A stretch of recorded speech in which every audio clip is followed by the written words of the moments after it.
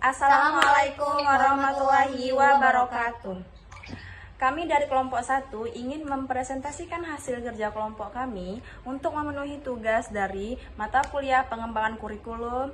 Dosen pengampu Bapak Julrisani MPD, izin Bapak. Di sini saya atas nama Naila Salsabila dan rekan saya Maulina Fikri.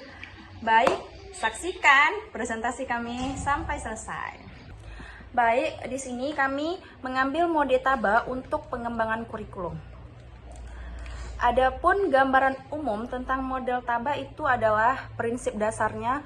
Mode taba ini menekankan pendekatan dari bawah ke atas dalam pengembangan kurikulum dengan guru sebagai perancang utama.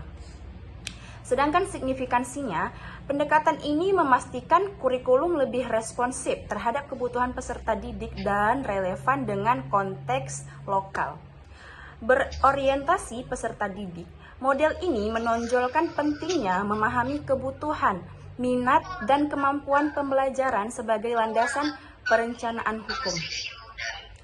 Adapun langkah-langkah dalam metode taba itu yang pertama adalah diagnosa kebutuhan.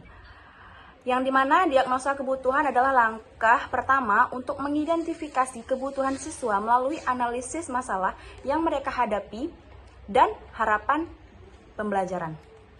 Yang kedua ada formulasi tujuan. Menetapkan tujuan pembelajaran yang spesifik, relevan, dan dapat diukur berdasarkan kebutuhan yang telah diagnosa. Yang ketiga langkahnya adalah seleksi konten. Memilih materi yang sesuai dengan tujuan pembelajaran atau TP sambil memastikan keseimbangan antara kedalaman dan cakupan. Yang terakhir langkah model taba ini adalah organisasi konten, mengatur materi secara logis, baik secara berurutan maupun tematis agar mudah untuk dipahami oleh siswa atau peserta didik. Adapun aktivitas konkret untuk model taba ini yaitu yang pertama survei kebutuhan. Melibatkan siswa dan guru dalam diskusi atau survei untuk mengenal kebutuhan akademik dan sosial mereka. Yang kedua adalah pembuatan unit tematik. Guru dapat membuat unit pembelajaran berbasis tema yang relevan dengan kehidupan sehari-hari siswa seperti keberlanjutan di lingkungan siswa tersebut. Yang ketiga ada uji coba kurikulum. Mengimplementasikan kurikulum dalam skala kecil, kemudian meninjau keberhasilannya berdasarkan umpan balik siswa dengan guru. Yang keempat ada revisi berkelanjutan, yaitu menyesuaikan kurikulum secara iteratif untuk meningkatkan relevansi, efektivitas, dan daya tarik pembelajaran. Baik, selanjutnya saya akan menjelaskan tentang rancangan pembelajaran model ADI. Yang adapun fase analisisnya, yang pertama tujuan analisis, yaitu menentukan kebutuhan pembelajaran berdasarkan masalah dan capaian yang ada. Yang kedua, identifikasi audiens, yaitu memahami karakteristik, kebutuhan, dan kemampuan target pembelajar. Yang ketiga ada evaluasi kebutuhan, yaitu mengumpulkan data untuk membantu keputusan desain yang efektif. Kemudian ada fase desain pengembangan. Yang pertama ada merancang tujuan pembelajaran, yaitu membuat tujuan yang spesifik, terukur, dan dapat dicapai, relevan, dan berbasis waktu sebagai pemandu dalam pengembangan materi. Yang kedua ada strategi pembelajaran, yaitu memilih pendekatan yang interaktif seperti pembelajaran berbasis proyek dan gamifikasi untuk meningkatkan keterlibatan siswa. Yang ketiga, ada sumber daya berbasis TIK. Mengembangkan modul digital, video interaktif, dan presentasi multimedia untuk mendukung proses belajar. Kemudian ada fase implementasi. Yang pertama ada penerapan dalam kelas, menguji strategi yang dirancang dalam lingkungan pendidikan nyata. Kemudian seperti pembelajaran tatap muka langsung dengan interaksi TIK. Yang kedua ada pendampingan teknologi, memberikan pelatihan kepada pendidik dan siswa untuk memastikan teknologi digunakan secara efektif dalam pembelajaran. Yang ketiga ada umpan balik langsung, menerapkan metode observasi dan diskusi untuk memahami efektivitas strategi secara real time selama proses implementasi. Kemudian ada fase evaluasi.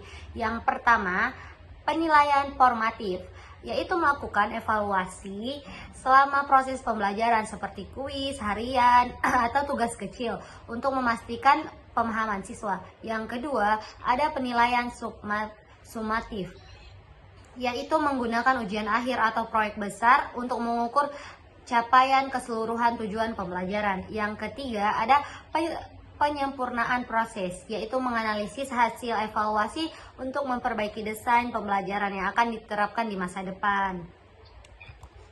Kemudian ada aktivitas konkret dan model ADDIE.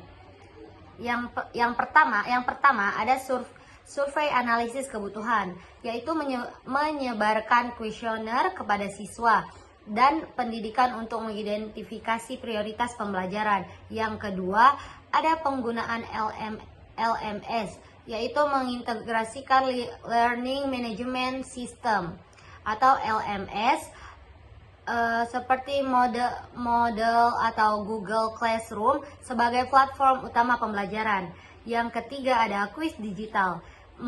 Membuat kuis interaktif menggunakan aplikasi seperti Kahoot atau Quizy untuk evaluasi formatif yang menarik bagi siswa.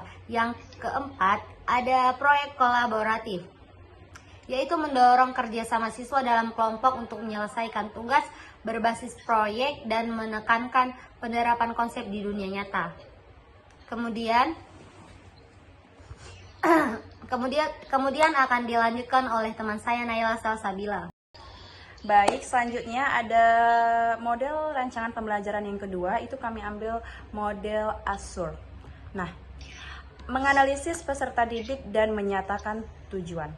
Yang pertama adalah karakteristik siswa, mengidentifikasi tingkat pengetahuan awal, gaya belajar, dan karakteristik umum peserta didik untuk menentukan pendekatan pengajaran yang sesuai kepada siswa tersebut.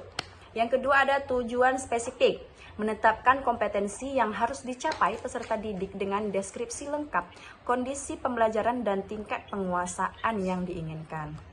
Nah, selanjutnya ada pilih media, bahan, dan metode. Pemilihan media. Memilih media pendidikan yang relevan seperti video, aplikasi interaktif, atau buku-buku digital untuk meningkatkan keterlibatan peserta didik. Yang kedua ada metode pembelajaran, yaitu memilih metode seperti ceramah, diskusi kelompok, atau pembelajaran berbasis proyek yang sesuai dengan tujuan pembelajaran yang ditetapkan. Selanjutnya akan disambung oleh rekan saya. Baik, selanjutnya ada manfaat media dan materi.